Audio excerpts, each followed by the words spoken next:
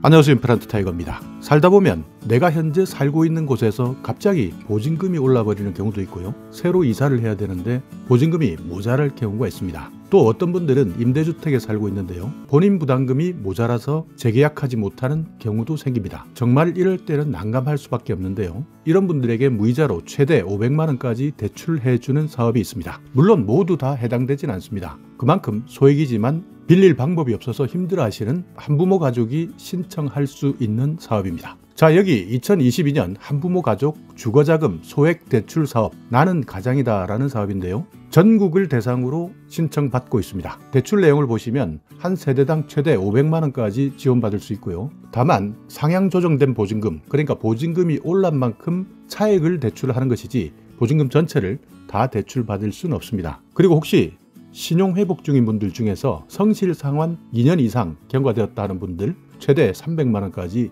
금액이 다르니까요.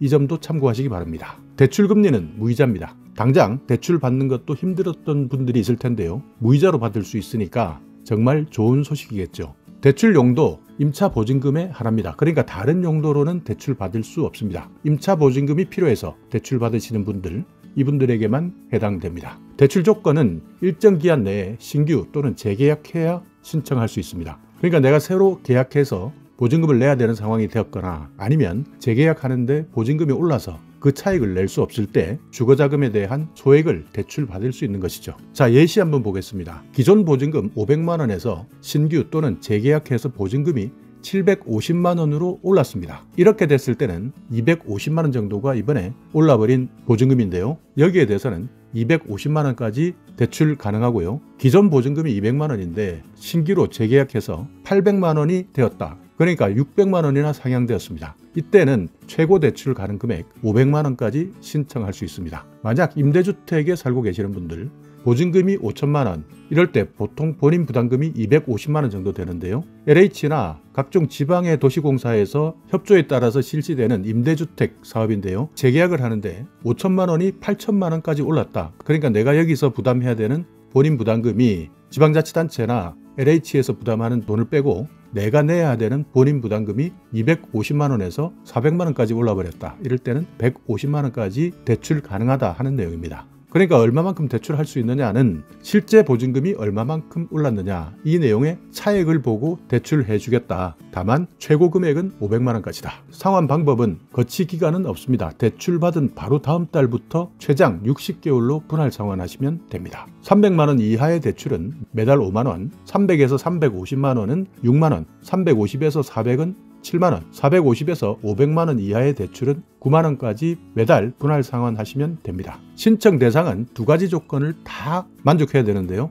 첫 번째는 만 18세 이하의 자녀를 두고 있는 기준 중위소득 100% 이하, 그리고 임차보증금 보유 기준이 있는데요. 수도권, 그러니까 서울, 경기, 인천 같은 경우에는 임차보증금이 9천만 원 이하에 해당되시는 분들, 광역시 같은 경우에는 7천만 원 이하, 그 밖의 지역에서는 6천만 원 이하의 임차 보증금을 가지고 있는 분들이 해당됩니다. 그러니까 이 임차 보증금이 각 지역별로 기준이 높다 하시는 분들은 신청할 수 없습니다. 이 두 가지 조건을 모두 충족해야 신청 대상이 됩니다. 옆에 나와 있는 2022년 기준은요. 2인 가구 같은 경우에는 소득은 326만 원 이하에 해당되셔야 되고요. 3인은 419만 원, 4인은 512만 원입니다. 이것을 건강보험료 본인 부담금으로 확인해 볼 수도 있는데요. 직장가입자는 2인은 11만 4천 원, 지역가입자는 10만 3천 원, 3인은 14만 7천 원, 지역가입자는 14만 4천 원, 이런 식으로 표를 보시고 내가 어디에 해당되는지, 100% 이하에 해당되는지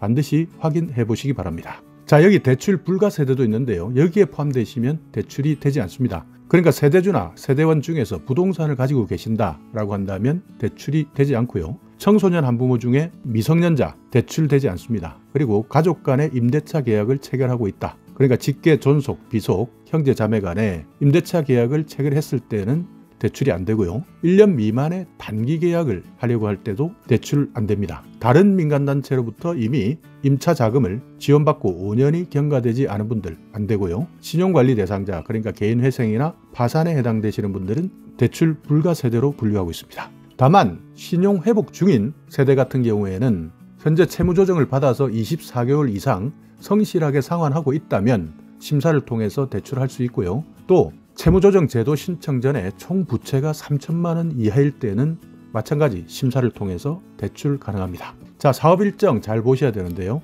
3차에 걸쳐서 접수받고 있습니다. 1차는 3월 28일부터 4월 11일까지 접수받고 있는데요. 대출 조건을 보시면 지난해 11월부터 올해 5월 17일까지 신규나 재계약을 해야 되는 기간 내에 속하신다면 이때 신청하시면 되고요. 2차는 6월 7일부터 6월 24일에 해당되는데 올해 1월부터 올해 8월 9일에 신규 계약을 하거나 재계약을 해야 되는 분들 이때 신청하시면 되고요. 3차는 8월 29일부터 9월 16일까지 신청하시면 되는데 이때는 올해 6월부터 11월 1일 사이에 내가 신규로 계약하거나 재계약해야 된다라고 한다면 이 기준을 놓고 신청하시면 됩니다. 심사 결과는 4월 28일, 2차는 7월 14일, 3차는 10월 6일에 발표할 예정이고요. 대출금은 1차 5월, 2차 8월, 3차 11월에 지급합니다. 접수하시는 방법, 여러분이 살고 계시는 곳, 지자체, 복지기관 또는 단체를 통해서 신청 가능합니다. 그러니까 바로 개인이 직접 신청하는 것은 안 되니까요. 확실히 기억해 놓으셔야 되고요. 주민센터에 가셔서 혹시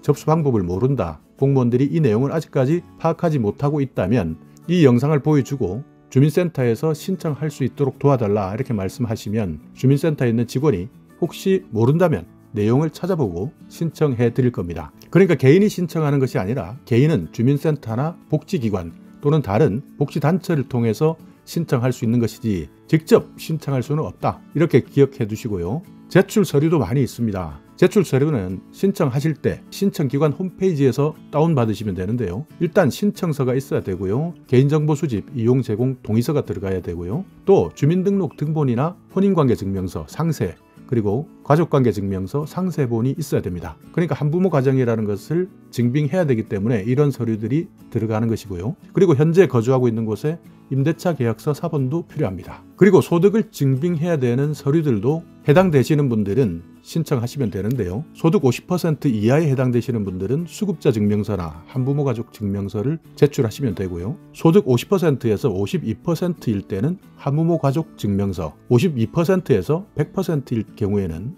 건강보험이나 장기요양보험료 납부 확인서를 내시면 됩니다. 그리고 장애인 같은 경우에는 장애인 증명서, 신용회복 대상자는 채무변제 상환 내역서도 제출하셔야 됩니다. 문의사항이 있다면 서울 861-3011로 문의하셔도 되는데요. 전국에서 신청받고 있기 때문에 전화통화가 안 될 수도 있습니다. 어떤 분들이 착각하는 분들이 많으신데요. 서울특별시 한부모가족지원센터와 서민주택금융재단에서 실시하기 때문에 서울에 있는 분들만 해당된다 이렇게 착각하시는 분들이 많습니다. 전국 모두 해당되는 것이니까요. 만약 내가 현재 한부모 가족을 꾸리고 있다. 그리고 소득이나 임차보증금 기준 이런 것들이 충족한다면 반드시 확인하시고 신청하시기 바라겠습니다. 자, 오늘 이 영상 여러분께 조금이나마 유익한 정보가 있었다면요.